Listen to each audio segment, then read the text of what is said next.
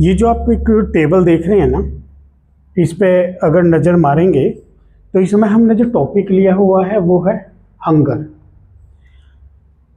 मेरे पास जो क्वेरीज आ रही हैं वो आ रही हैं कि कुछ पेशेंट हैं जिन्हें उनका सवाल होता है कि जी मुझे भूख नहीं लगती। अब भूख ना लगने के कारण, ठीक है, तो उसमें से पहले तो उसकी फिजियोलॉजी हम पढ़ते हैं कि वो फिजियोलॉजी क्या है। देखिए, हमारा जो ब्रेन है ना, भूख को सेंस करने का काम है ब्रेन का। हमारी बॉडी को फील कौन कराता है? ब्रेन, कि भूख लगी है या सटाइटी जो हम कहते हैं फुलनेस, कि या हम संतुष्ट हो चुके हैं। तो उसकी जो फिजियोलॉजी में क्या है कि ब्रेन के अंदर एक पार्ट है हाइपोथैलेमस। हाइपोथैलेमस जब हम एंडोक्रोनोलॉजी पढ़ते हैं तो ब्रेन के अंदर जो हमारा पिट्यूटरी है, पिट्यूटरी को कंट्रोल करने वाला ग्लैंड होता है, ठीक है। सबसे ऊपर होता है पीनियल, और पीनियल के बाद में जो आता है एनाटॉमिकली वो हाइपोथैलेमस है, उसके बाद पिट्यूटरी।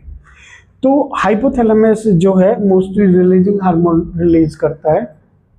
उनमें एक जो हमारा सेंसरी वो है इसकी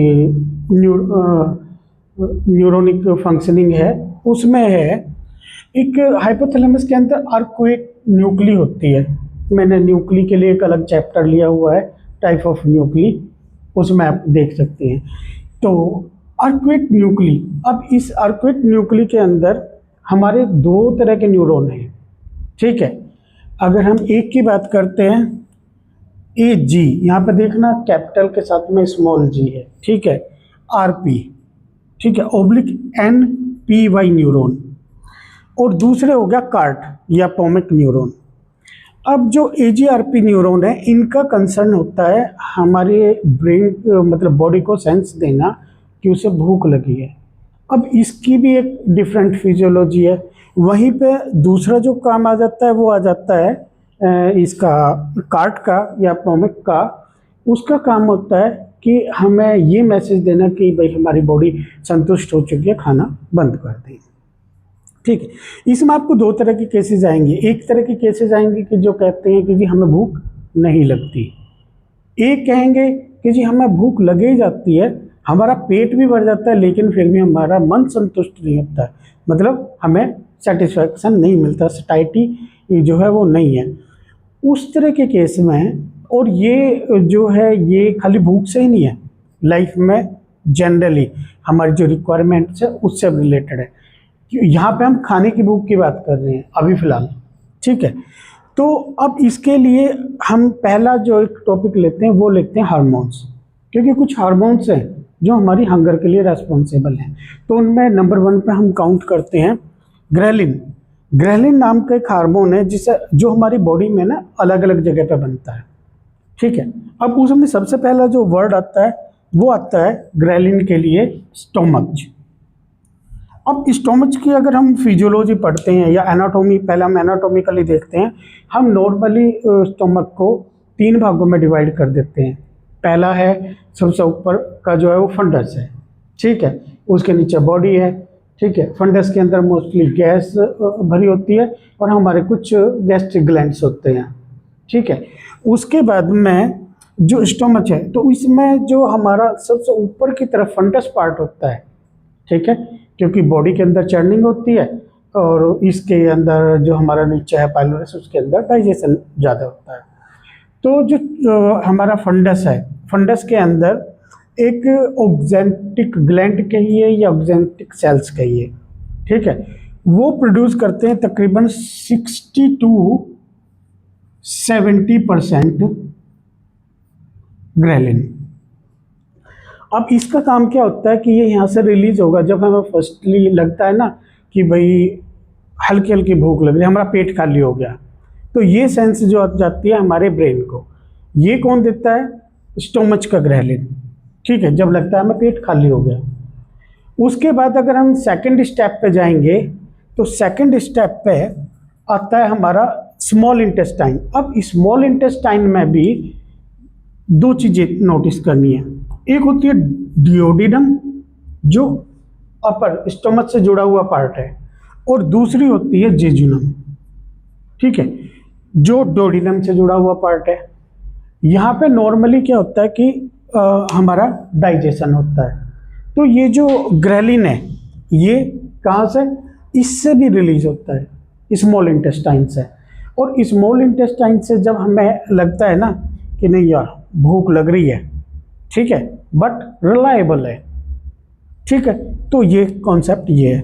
तीसरा हमारा जो कॉन्सेप्ट आता है वो आता है पैनक्रियाज से।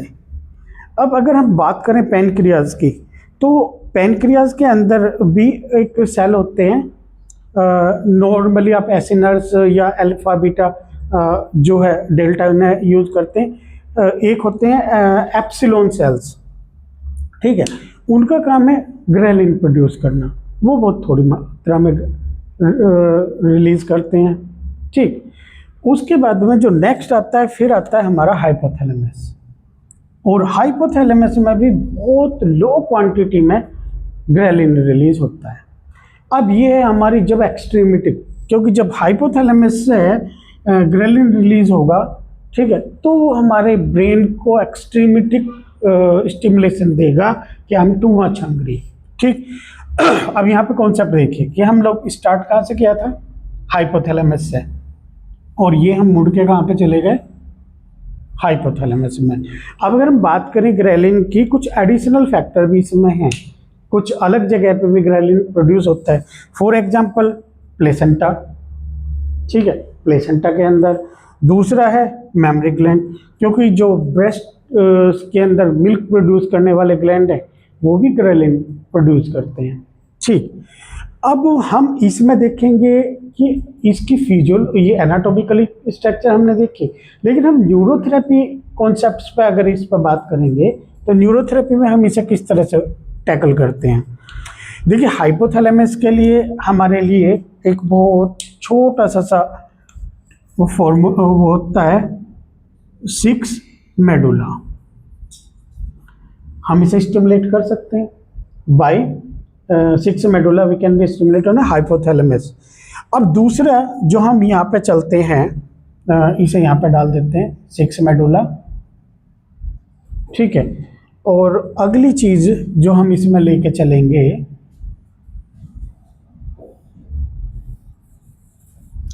वो आएगा स्टोमक। इसके लिए हमने क्या करना है, हमारे पास में जो गुरुजी ने हमें न्यूरोथेरेपी पॉइंट दिए हुए हैं उसमें क्या है कि हम चेक करते हैं गैस पॉइंट, ठीक है, इसमें पेन है या नहीं है। क्योंकि गुरुजी ने न्यूरोथेरेपी में बहुत ही आसान तरीका बताया है कि हम किस तरह से किस पॉइंट को स्टिमुलेट करेंगे या किस पॉइंट में पेन आने के कारण फॉल्ट क्या है। अब इसमें आप फॉल्ट देखना और उसके बाद डिसाइड करिए कि हम पेशेंट को ट्रीटमेंट क्या देंगे। तो गैस, इसके लिए भी हम लोग क्या करेंगे, गैस, क्योंकि स्टोमक और इंटेस्टाइन, स्मॉल इंटेस्टाइन के लिए गैस हो गया। उसके बाद में पैनक्रियाज के लिए हमारे पास पेन पॉइंट है, ठीक है, और हाइपोथैलेमस के लिए 6 मेडुला वहाँ पे दिया ही हुआ है।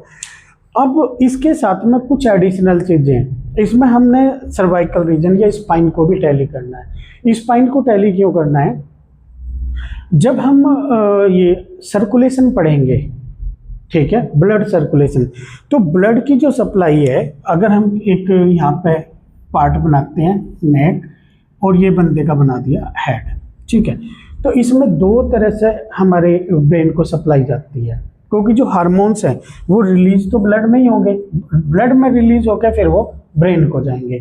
तो इसमें क्या होगा, एक तो हमारी जो स्पाइन है, स्पाइन के जस्ट पास में दोनों साइड ब्लड सप्लाई है, ठीक है, और जो स्पाइनल नर्व के थ्रू, इसके स्पाइनल आर्टरी के थ्रू है, और एक होती है हमारी जो फ्रंट से ये सबक्लेविन से अटैच होकर आगे निकलती है, और ये इस तरह से एक ये। तो अगर हमारी बोन में, सर्वाइकल रीजन में, बोन में या मसल में कोई स्टिफनेस या अनस्टेबिलिटी होगी तो ब्रेन की सप्लाई डिक्रीज हो जाएगी और ब्रेन को प्रॉपर मैसेज नहीं मिलेगा। तो इसके लिए हम फिर स्पाइन को टैली करेंगे, ठीक है।